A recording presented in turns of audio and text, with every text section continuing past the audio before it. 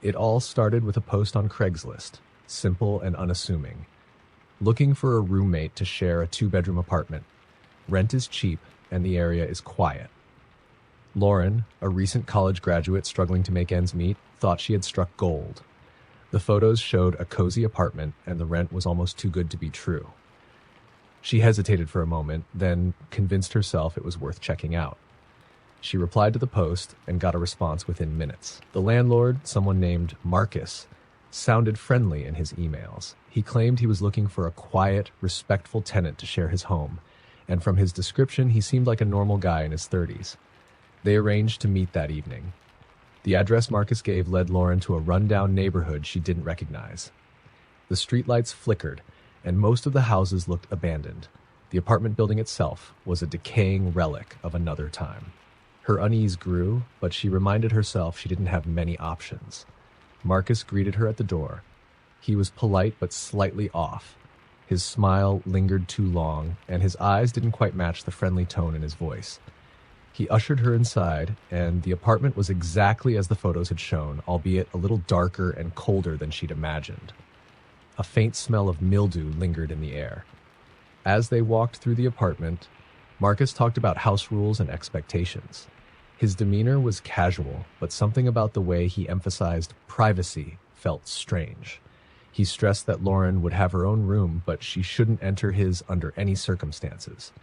He didn't laugh when he said it, and the way his voice dropped into a lower register sent chills up her spine. Lauren told herself she was overthinking things. The room she'd have was clean, and the price was unbeatable. She moved in 2 days later. The first few nights passed uneventfully, though Lauren noticed Marcus rarely left his room. Occasionally, she'd hear faint noises, scraping sounds, whispers she couldn't quite make out. Once, she thought she heard him laughing softly, but when she knocked on his door to ask if everything was okay, he didn't answer. One night, she woke to the sound of her bedroom door creaking open. In the darkness, she could make out a silhouette standing in the doorway. Her heart pounded in her chest as she fumbled for her phone. Before she could turn on the flashlight, the figure disappeared. The next morning, she confronted Marcus, but he acted surprised and insisted she must have been dreaming. His easy dismissal made her stomach turn. The following night, she set up her phone to record while she slept. When she checked the footage the next morning, her blood ran cold. Marcus had entered her room around 3 a.m., stood by her bed for several minutes, and then bent down, his face just inches from hers. He whispered something, words she couldn't make out, and then left as quietly as he'd come. Lauren packed her things that day, but when she tried to leave, the front door wouldn't budge. She turned to find Marcus standing behind her, his face twisted into something unrecognizable. "You can't leave," he said calmly, his tone chillingly void of emotion. Panic set in as he stepped closer. She darted into her room, locking the door behind her, and called 911. While she waited for help, she could hear him outside, muttering to himself, "You shouldn't have snooped. Now you know too much." When the police arrived, they broke down the front door and restrained Marcus. As they led him away, Lauren finally saw what was inside his room. The walls were covered in photos of her, some taken before she'd even moved in. On his bed was a notebook filled with detailed observations of her daily routines, her habits, even her conversations. But the most horrifying discovery was a small, hidden crawl space connecting his room to hers, with a peephole carved into the wall. It explained the whispers, the creaks, the overwhelming feeling of being watched. The police later informed Lauren that Marcus wasn't a landlord at all. The real owner of the apartment had been missing for months, and Marcus had been squatting there. No one knew where the owner was, or if they were even alive. Lauren moved out of the city shortly after, but she still checks her doors and windows 3 times before going to bed. Sometimes, in the quiet hours of the night, she swears she can still feel eyes watching her. It was a listing that seemed too perfect. Estate sale, everything must go. Rare items, antiques, and furniture priced to sell. Cash only. Come alone. Jake, a collector of oddities, couldn't resist. The photos attached to the ad showed strange, beautiful objects. Intricately carved masks, a taxidermy fox, and a towering grandfather clock with ornate details. The address was a bit remote, but that didn't bother him. He loved the thrill of discovery. The house stood at the end of a long dirt road, surrounded by towering trees. It looked forgotten, with ivy snaking up its crumbling facade and broken shutters hanging by a thread. There were no cars in sight, no sign of anyone else attending the sale. Jake hesitated, but ultimately chalked it up to bad advertising. His curiosity outweighed his unease. A woman opened the door before he could knock. She was gaunt, with hollow eyes and a wide, almost forced smile. Her voice was soft and monotone as she invited him inside. The air in the house was stale and heavy, carrying a faint metallic tang. The furniture was old but meticulously arranged, as if someone had been expecting him. "You have excellent timing," the woman said, her eyes never quite meeting his. "I was just about to close for the day. Follow me to the basement. The best pieces are there." Jake hesitated. Something about her manner unsettled him, but his greed for a good deal pushed him forward. He followed her down a narrow staircase into the basement, the air growing colder with each step. The space was dimly lit by a single, flickering bulb.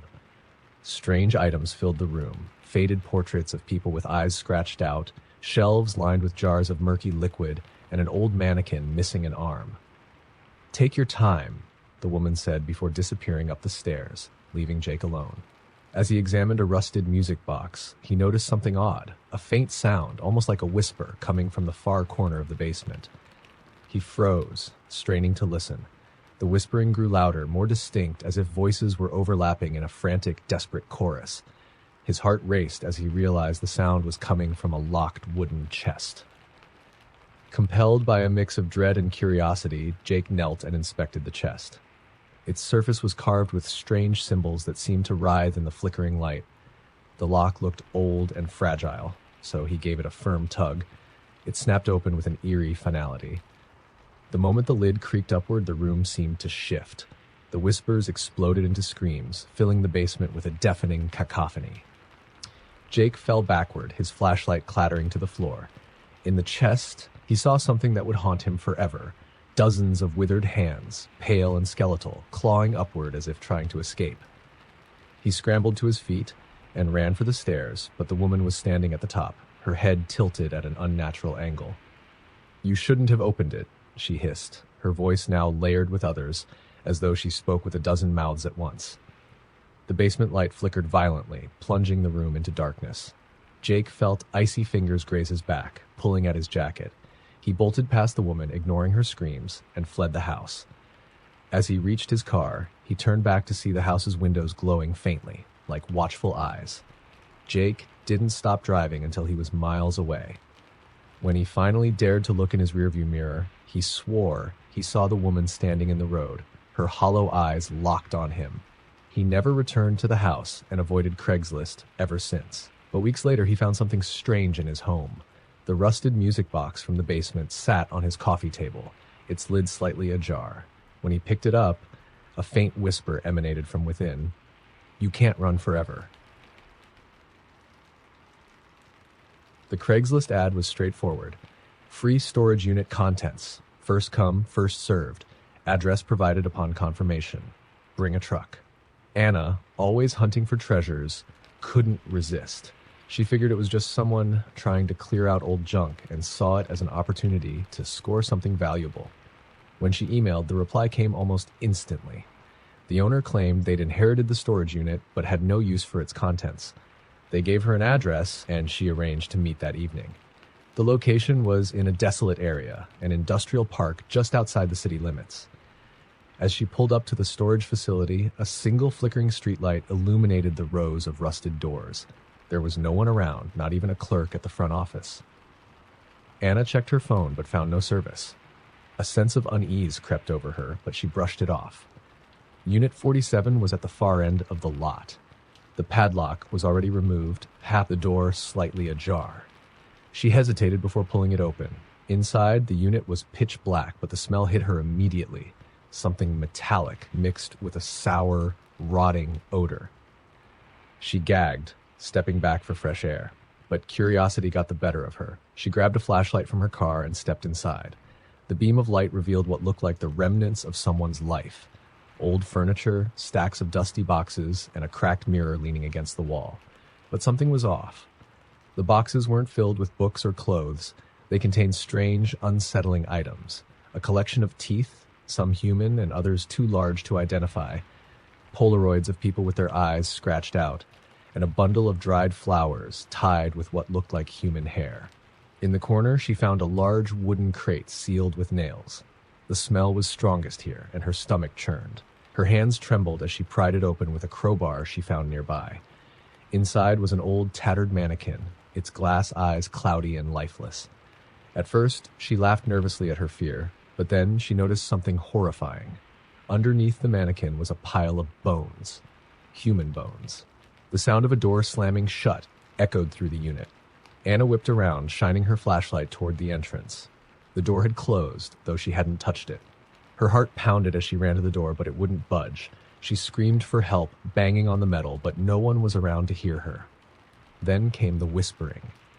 At first it was faint, like the rustling of leaves, but it grew louder, a chorus of voices overlapping and echoing in the confined space. They spoke in a language she didn't recognize, guttural and menacing. The temperature dropped suddenly, her breath visible in the flashlight's beam. She spun around, her light darting across the unit, and froze. The mannequin was standing upright, though she'd left it lying in the crate. Its head tilted slowly to one side, as if observing her. The voices grew louder, and the flashlight began to flicker. Desperate, Anna threw herself against the door again, screaming, until it suddenly gave way.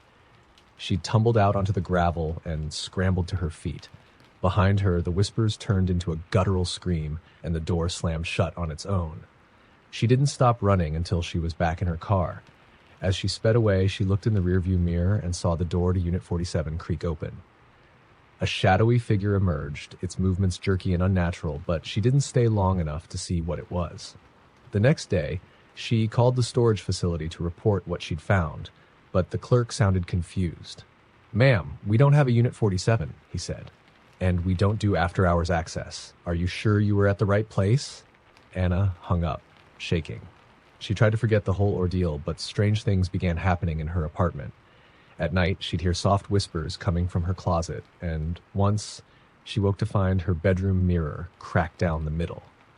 One morning, she found a Polaroid photo tucked under her pillow. It was a picture of her taken from inside the storage unit. The Craigslist post was vague but intriguing. Experienced photographer needed, one-night job, big payout, remote location. Ethan, a struggling photographer, jumped at the opportunity. The person who posted, someone named Mr. Hale, provided an address and a promise of $5,000 for a single evening's work. Ethan had questions, but the money was too good to pass up. The address led him deep into the countryside, far from any town or cell phone signal. The road became a narrow dirt path that ended at a crumbling Victorian mansion. It stood alone, shrouded by a thick forest and illuminated only by the faint glow of a cloudy moon. Ethan parked, his car's headlights cutting through the mist. He felt a wave of unease, but brushed it off as pre-job jitters. Mr. Hale greeted him at the door. He was tall and thin, with skin so pale it seemed almost translucent. His suit looked decades out of date, and his smile felt strained. "You're punctual," Hale said, his voice a dry rasp. "Come in." The interior of the mansion was as eerie as its exterior. Dust blanketed every surface, and cobwebs hung like veils in every corner. Faint scratching noises seemed to echo through the walls, though Hale dismissed them as the house settling. Ethan set up his equipment in the main hall, where Hale had instructed him. The job, he explained, was to photograph a ceremony for posterity. Hale provided little detail, only insisting that Ethan remain professional and follow instructions without question. At midnight, Hale's guests arrived. They entered silently, all dressed in dark robes with hoods that obscured their faces. Ethan counted 12 of them. They moved in perfect unison, like shadows come to life, gathering in a circle at the center of the hall. Hale took his place among them, his presence somehow more commanding despite his frail frame. Ethan began snapping photos as instructed. The flash of his camera lit up the room, revealing strange, intricate symbols painted on the floor in what looked disturbingly like blood. The air grew colder with every shot. The hooded figures began to chant, their voices low and guttural, speaking in a language Ethan didn't recognize. The atmosphere shifted, growing oppressive, almost suffocating. The shadows cast by his camera's flash didn't seem to fade. They lingered, twisting unnaturally along the walls. Ethan's unease turned to fear when he noticed the symbols on the floor beginning to pulse, glowing faintly red. "Keep taking pictures," Hale instructed, his voice unnervingly calm. Ethan obeyed, though his hands shook. As the chanting grew louder, the temperature in the room plummeted. Frost formed on the windows and his breath became visible. Suddenly the chanting stopped. The silence was deafening. Ethan's camera flashed one last time, and in that brief instant he saw something that made his blood run cold. In the center of the circle, a figure had appeared. It wasn't human. Its elongated limbs, eyeless face, and gaping mouth seemed to defy logic, as though it didn't belong to this world. The creature's head snapped toward Ethan. Though it had no eyes, he felt its gaze pierce through him. The hooded figures turned in unison, their faces hidden, but their intent clear. Panic overtook him, and he bolted for the door. "Stop him!" Hale shouted, his voice echoing unnaturally. The robed figures moved faster than should have been possible, their hands reaching for him. Ethan dodged and weaved, adrenaline driving him forward. He made it to his car and sped away, the mansion disappearing in his rearview mirror. His heart raced, and he didn't stop driving until he reached a gas station miles away. Inside, he reviewed the photos on his camera, hoping they would confirm his sanity. The pictures started out normal, shots of the mansion, the robed figures, the symbols, but the later images were impossible. In one, Hale's face was warped, his mouth stretching unnaturally wide as though mid-scream. In another, the creature stood inches from the camera, its clawed hand reaching toward the lens. The final photo was of Ethan himself, taken from behind as he ran for the door. He didn't remember anyone being behind him. Ethan deleted the photos and drove straight home, swearing off Craigslist forever. But strange things began happening in the following weeks. He'd hear faint chanting in the dead of night, and once he woke to find his camera sitting on his nightstand, even though he'd locked it away in a closet. The last straw came when he found a single photo printed and left on his kitchen counter. It was the final shot from that night, the image of him running. But this time, the creature wasn't just reaching for him, it was smiling. The Craigslist ad was simple. Old farm table for sale, $50. Must pick up tonight, address included. Julie had just moved into her new apartment and was hunting for cheap furniture. The table in the photo was rustic and charming, exactly what she wanted. She replied to the ad and got directions immediately. The house was deep in the countryside, miles away from the nearest neighbor. By the time she arrived, the sun had set, leaving the area bathed in an eerie twilight. The house itself was a dilapidated farmhouse, its paint peeling and windows dark. There was no car in the driveway, no sign of anyone living there. Julie hesitated but decided to knock anyway. She needed that table, and the price was unbeatable. The door creaked open before her fist hit it. An old man stood in the doorway, his face gaunt and his eyes dull. He didn't smile, didn't even greet her, just stepped aside and motioned for her to enter. "The table's in the back," he rasped, his voice barely audible. Julie forced a polite smile and followed him into the house. The air inside was stale, carrying a faint scent of decay. The floorboards groaned under her feet, and shadows seemed to stretch unnaturally across the walls. They reached the dining room, where the table sat in the center of the room. It was just as beautiful as the photo, but the setting made her skin crawl. Around the table were mismatched chairs, all facing inward, and each chair had deep scratches on the armrests, as if someone had gripped them too tightly. "Take it," the man said, his voice sharp now. Julie nodded, eager to leave. She grabbed one end of the table, and as her fingers brushed something sticky underneath, she recoiled, shining her phone's flashlight. A dark, dried substance was smeared along the edge. She swallowed hard, trying not to think about it, and continued moving the table toward the door. The man didn't help her, just stood silently in the corner, watching. His sunken eyes never left her, and his presence made the room feel colder. Finally, she loaded the table into her truck and turned to thank him, but the man was gone. The door to the house was closed, and the porch light flickered once before going out entirely. Julie drove home, trying to shake the eerie encounter. She cleaned the table thoroughly, scrubbing away the mysterious stains, and set it up in her dining room. It looked perfect. For the first time that day, she felt at ease. That night, she woke to a noise. It was faint at first, like wood creaking under pressure.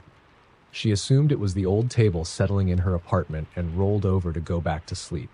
But the noise grew louder, scraping, dragging, as if something heavy was being moved. Her heart pounded as she crept into the dining room. The table was there, exactly where she'd left it. She turned on the light, scanning the room. Nothing seemed out of place, but the air was heavy, almost suffocating. Then she noticed the chairs. She had arranged them neatly around the table earlier, but now they were all pulled out, turned to face different directions. A chill ran down her spine as she moved to push the chairs back into place.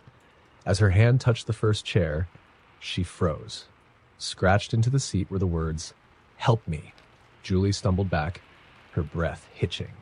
She grabbed her phone, intending to call someone, anyone, but her screen wouldn't turn on.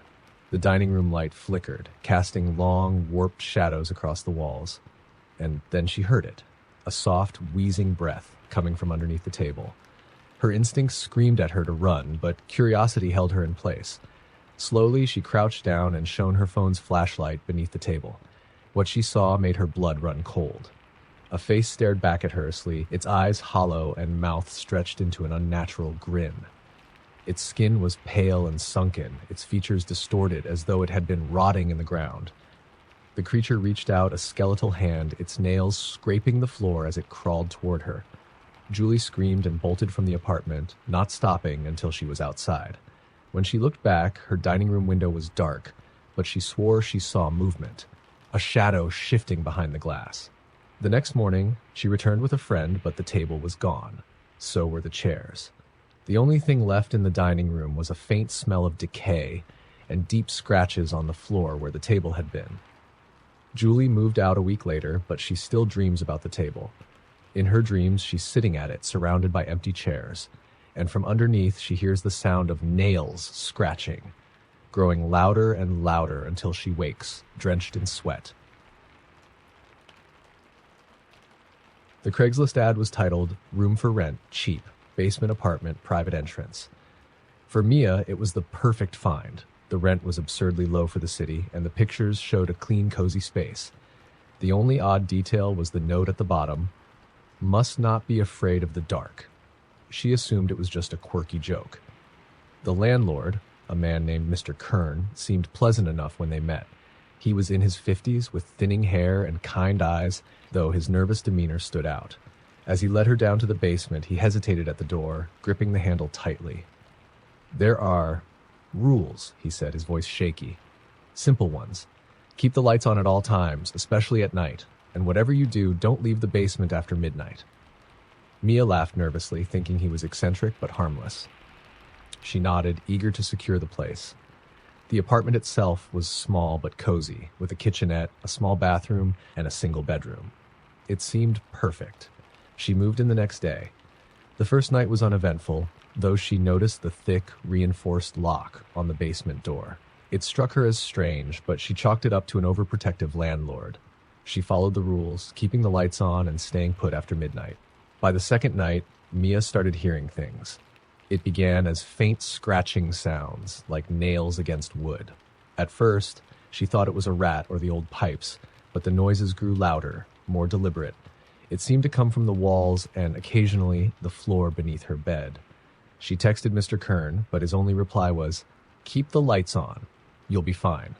On the third night, curiosity got the better of her. The scratching had become incessant, accompanied by a low, guttural groaning. It sounded almost human. She grabbed a flashlight and followed the noise, tracing it to the far corner of the basement near a small locked door she hadn't noticed before. The door was old, its wood warped and splintered, and the lock looked ancient. Scratches marred its surface, as though something had clawed at it from the inside. The groaning grew louder as she approached, and she swore she heard a voice whispering her name. Her heart raced as she backed away, turning on every light in the apartment. She barely slept that night, and when morning came, she confronted Mr. Kern. "There's something in the basement," she said, her voice shaking. "Something behind that door." His face turned pale. "That's why I told you to keep the lights on," he said, "and why you can't leave after midnight." "But what is it?" she pressed. Mr. Kern hesitated before replying. "The previous tenant, he didn't follow the rules. He opened the door." Mia felt a chill run through her. "What's behind it?" "I don't know anymore," he admitted. but it's better not to find out. That night, Mia was determined to leave. She packed her bags and waited until just before midnight, planning to sneak out while Mr. Kern was asleep. But as the clock struck 12, the lights in the basement flickered and died, plunging the apartment into darkness. Her flashlight's beam barely cut through the oppressive black. The scratching returned, louder than ever, and now it was accompanied by heavy, dragging footsteps. They echoed through the basement, growing closer. Panicked, Mia backed into a corner, clutching her flashlight. The beam caught the locked door just as it began to creak open. She froze, her breath caught in her throat. From the shadows emerged a figure, impossibly tall and unnaturally thin, its limbs twisted at grotesque angles. Its eyes glowed faintly, reflecting the flashlight's beam, and its mouth stretched into a jagged, toothy grin. "Mia," it rasped, its voice a horrible mix of whispers and growls. She bolted for the stairs, her flashlight flickering wildly. The creature's footsteps were impossibly fast, chasing her as she fumbled with the basement door's lock. Just as she felt its icy breath on her neck, the lock gave way, and she threw herself into the hallway, slamming the door shut behind her. Mr. Kern was there, pale and trembling. Without a word, he locked the door with shaking hands, then handed her a wad of cash. "Go," he said. "Take this and never come back." Mia didn't need convincing. She left that night and never looked back. Months later, she saw the same Craigslist ad, unchanged except for the title, "Room for rent, cheap, must not be afraid of the dark." The Craigslist post read, "Personal assistant needed, discreet, well-paid, one night only." Ryan didn't think twice. He was broke, and the offer promised $2,000 cash for a few hours of work. The ad was vague, but the money was too good to pass up. He replied and received a quick response, an address and a single instruction. "Arrive by 8 p.m. Come alone." The address was in a wealthy part of town, a sprawling estate surrounded by towering trees. When Ryan arrived, he was greeted by a tall man in an impeccably tailored suit. His features were sharp, his eyes cold and calculating. "You're punctual. I like that," the man said. "Call me Mr. Adler." Inside, the mansion was eerily quiet, every surface pristine and every corner shadowed. Mr. Adler led Ryan to a study where an envelope sat on the desk. "Your task is simple," Adler explained, his tone clipped. "I have a meeting in the East Wing. While I'm gone, you are to stay in this room. Do not leave. No matter what you hear. Understand?" Ryan nodded, a little uneasy but still focused on the payout. Adler handed him a phone. "Call this number if anything unusual happens. Do not answer the door. Do not wander. Do you understand?" Again, Ryan agreed, and Adler left, closing the heavy oak door behind him. At first, the room was quiet. Ryan browsed his phone, occasionally glancing at the expensive art and books lining the walls. But as the clock ticked closer to midnight, the atmosphere began to change. The air grew colder, and faint sounds started to drift through the house. A soft tapping, like fingernails on glass.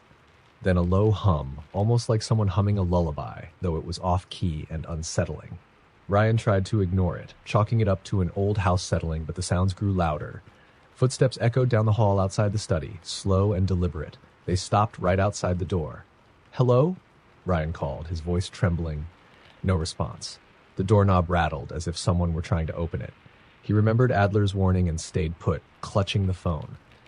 Then came the whispering. Faint at first, but rising in intensity, dozens of overlapping voices murmuring just beyond the door. They spoke in a language Ryan didn't recognize, and the sound crawled under his skin. He grabbed the phone Adler had given him and dialed the number. Adler answered on the first ring. "Did you leave the room?" he asked sharply. "No," Ryan whispered. "But there's someone outside the door. They're whispering, and..." "Don't listen to them," Adler interrupted. "Whatever they say, do not open the door. I'm on my way." The call ended abruptly. Ryan stared at the door, the whispers growing louder, more insistent. Then came a knock. "Please," a soft voice pleaded. "Help me. They're going to hurt me." Ryan froze. It was a woman's voice, trembling with fear. "Who's there?" he asked, inching closer to the door. "Please," the voice repeated. "They locked me in here. I've been trapped for days. Just open the door." His hand hovered over the doorknob, doubt warring with Adler's warning. But then the voice changed. It deepened, distorting into something inhuman. "Open the door, Ryan," it growled, followed by a low, guttural laugh. Panicking, Ryan backed away. The whispers returned, louder now, filling the room like a swarm of insects. The lights flickered, and shadows began to pool in the corners. stretching toward him. The door slammed open and Adler burst in, holding what looked like an ornate dagger. The shadows recoiled and the whispers stopped abruptly. Without a word, Adler shut the door and locked it again. His face was pale, his hands shaking. "What the hell is going on?" Ryan demanded, his voice cracking.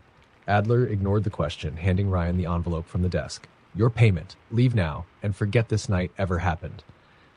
Ryan didn't argue. He grabbed the envelope and fled, not stopping until he was back in his car. When he finally opened the envelope, he found the cash along with a note. "You were lucky tonight. Never return." Curiosity got the better of him a week later, and he searched for any information about Adler or the mansion. He found an old news article about the estate.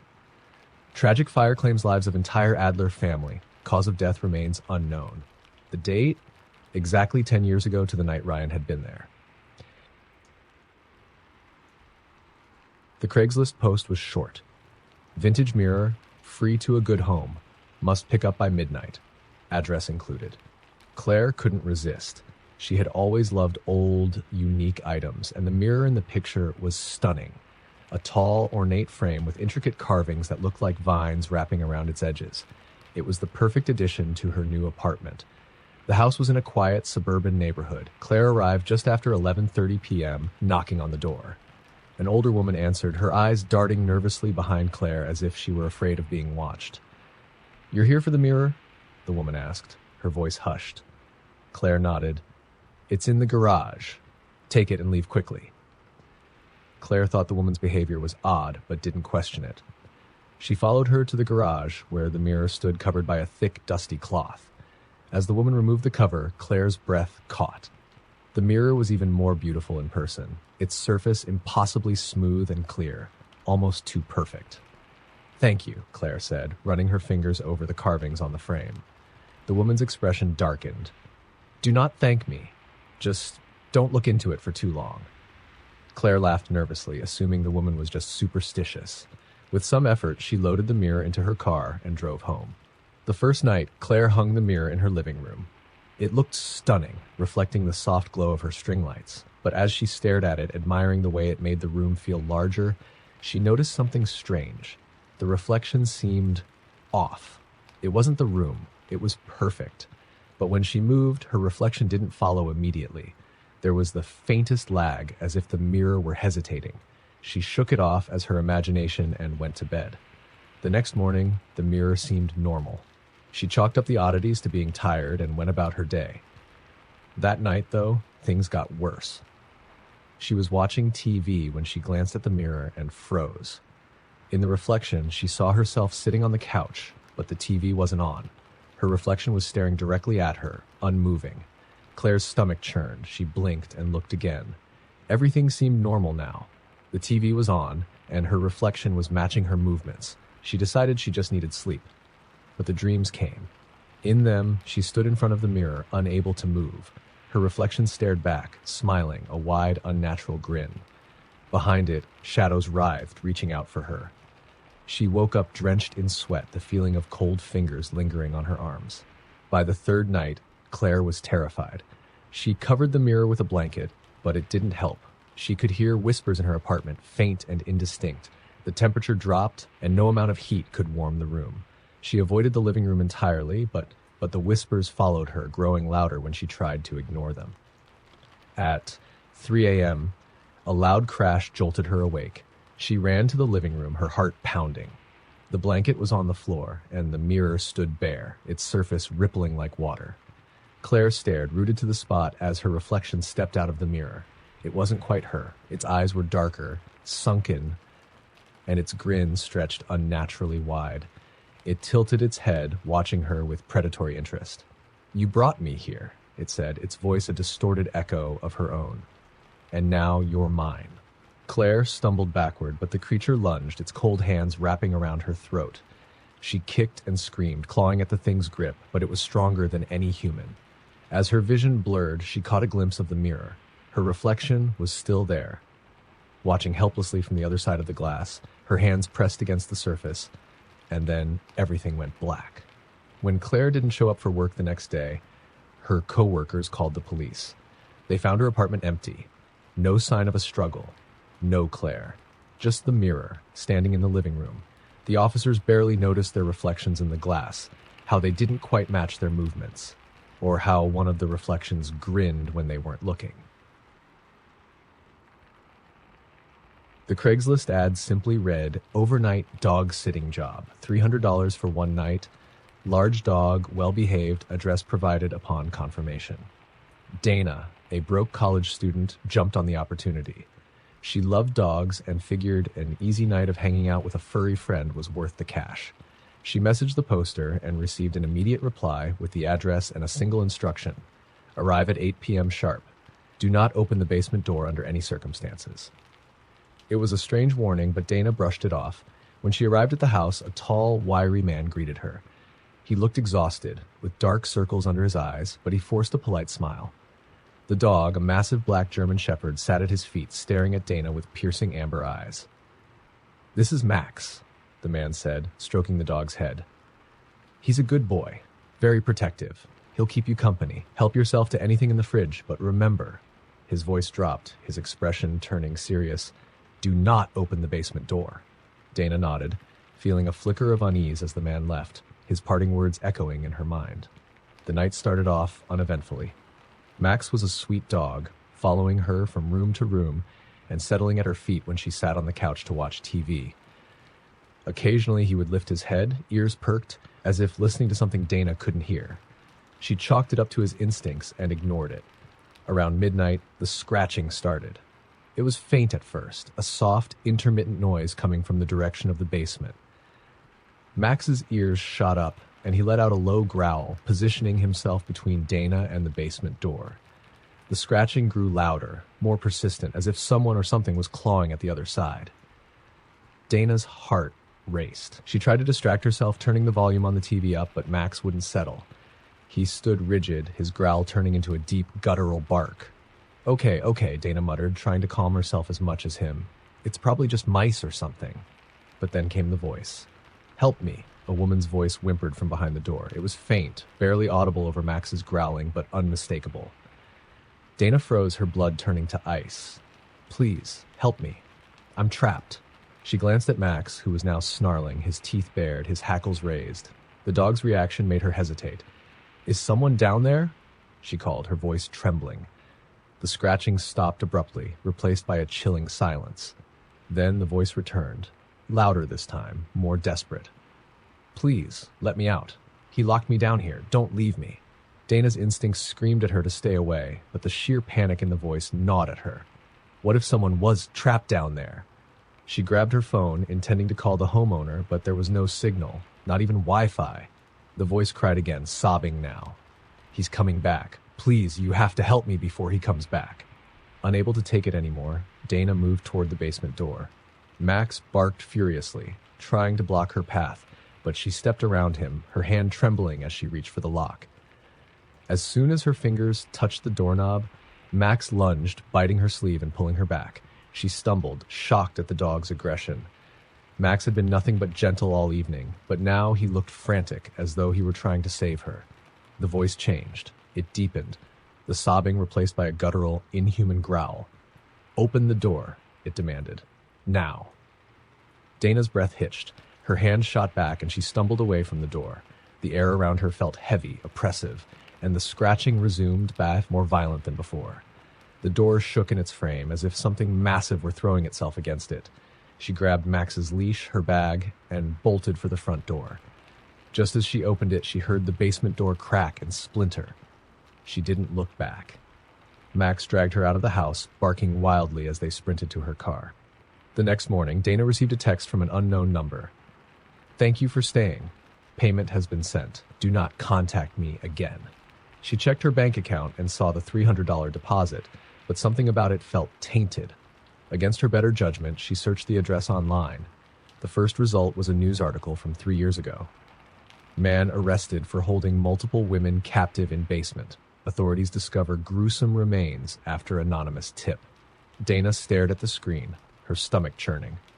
She couldn't stop thinking about the voice and the thing behind the door. Whatever she almost let out wasn't human, and she was certain the house hadn't been empty that night.